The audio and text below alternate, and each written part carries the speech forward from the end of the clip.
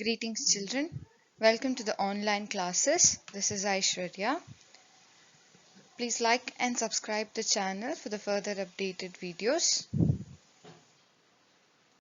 The following video is for class 6, subject General Science, chapter 14, Water, part 1. So in this lesson we learn about how much water do we use in our daily life, where do we get this water from, what is water cycle, how does it takes place and why it is necessary, and all these details we are going to learn in this chapter. So to begin with, I will be reading from page number 136. Please follow if you have the textbooks with you. Suppose for some reason your family gets only one bucket of water every day for a week. So imagine what would happen.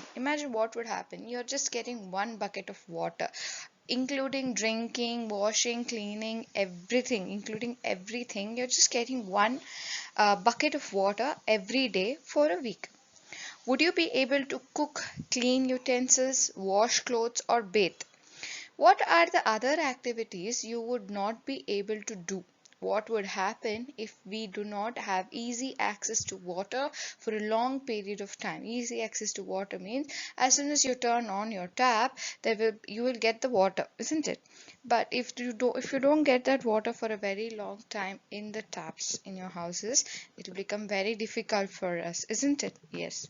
Apart from drinking, there are so many activities for which we use water.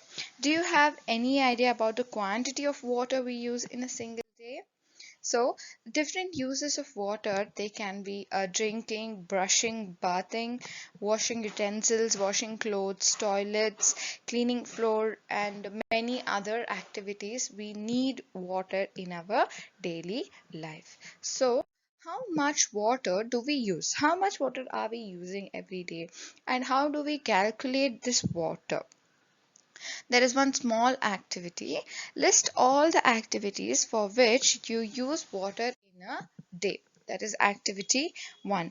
The every day, what do? You drink water every day, you brush your teeth every day, you bathe every day, washing utensils, washing clothes, toilet, cleaning floor, all these things happen every day. So just make a list of all these activities. Now some of the activities are listed in your table. Okay, make a similar table in your notebook.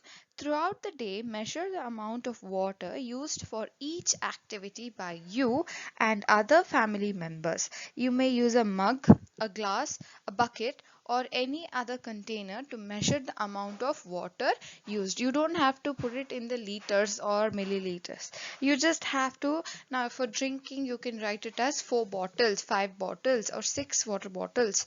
For brushing, you can write it as 1 mug of water. Like that, you just have to write the measurements for how much you and your family is using every day. You now will have a rough idea as to how much water your family uses in a day. Can you estimate the amount of water used by you for personal cleanliness in a day? Using this information, calculate the amount of water needed by your family in a year. Now, if this is the amount of water you're using every day in a year into 365, so how many in a year, how much water you are using, you can make out. Okay, now divide the amount by the number of members in your family. This will give an idea of the amount of water needed by one member in a family of your family in a year. Find the number of people that live in a village or a town.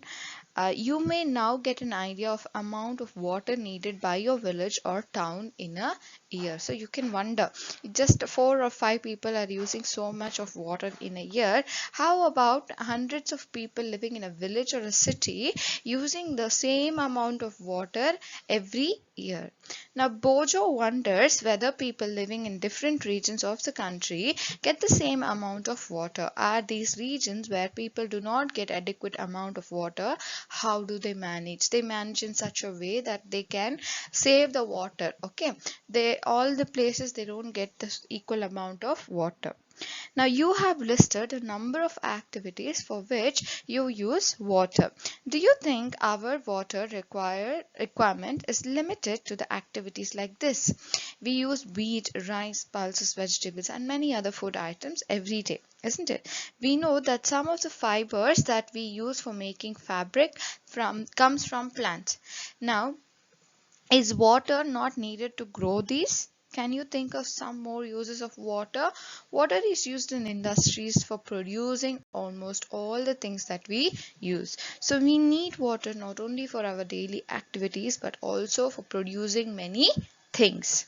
Paheli wants to tell you that about 2 glasses of water are required to produce each page of a book. So to produce that book itself, that one page of the book, they require 2 glasses of water. So where do we get this water from? Where are we getting this water from? Where do we get the water that you use? Some of you may say we draw water from the river, spring, pond, wells or hand pumps. Some others might say we get water from taps. Have you ever wondered where the water in the taps come from? Water that we get from the taps is also drawn from a lake or a river or a well. It is then supplied through the network of pipes. So here you can see that the water is collected from the different water bodies. It is treated, that is, it is cleaned, and then only it is sent to different houses, okay, through the pipelines, underground pipelines. Okay, each of us may be getting water into our homes in different ways, but finally all of us get water from the same source, such as ponds, lakes, rivers and wells. We have discussed some of the sources of water. Where does the water come from to fill these ponds, lakes, rivers and wells? Bhojo wants you to imagine a day in your life when water supply through taps is not available, so you have to fetch it yourself from a far away place. Would you use the same amount of water as on any other day? No, the amount of water we use will reduce. Now, do you know that about two-thirds of the earth is covered with water? Most of this water is in the ocean and the seas. Okay, that is made of, it is in the oceans and the seas. The water in the oceans and the seas has many salts dissolved in it. The water is saline, so it is not fit for drinking and other domestic or agriculture or industrial needs. You might have heard the famous lines of the poem Rim of the Ancient Mariner, written by S.T. Coleridge in 1798. Water, water everywhere, nor a drop to drink. Here the poet has described the plight of sailor on a ship lost in the ocean. Yet ocean plays an important role in supplying the water that we use. Do you find this surprising? After all, the water that we use is not salty. Many of us live in the places far away from oceans. Does the water supply in these places also depend on the oceans? How? Also depend on the ocean. How does the ocean water reaches the ponds, lakes, rivers and wells which supply us water? How come the water from these sources is not saline anymore? That is where the water cycle comes in. So in the next class we will learn properly about the water cycle. I hope you have understood till here, children. Stay at home, stay safe, take care of yourself and keep learning, children. Thank you.